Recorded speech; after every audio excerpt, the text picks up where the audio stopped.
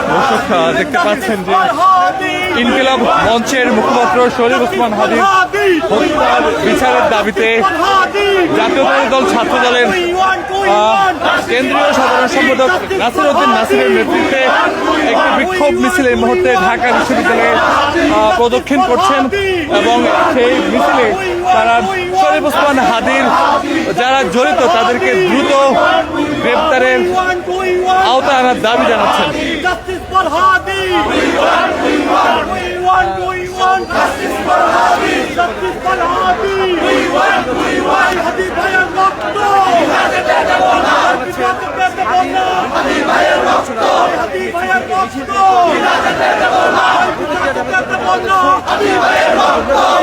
জানিয়ে রাখি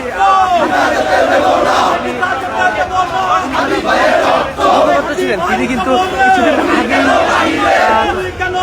রিক্সা দিয়ে যাওয়ার সময় গুলিবিদ্ধ হন।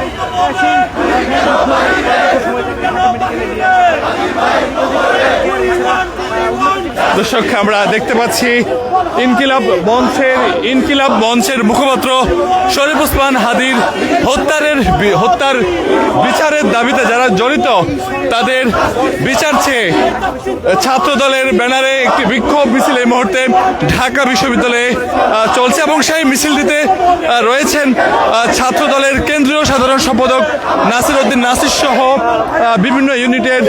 ঢাকা বিশ্ববিদ্যালয়ের নেতারা যারা তাদের বিচারের দাবিতে কিন্তু মিছিল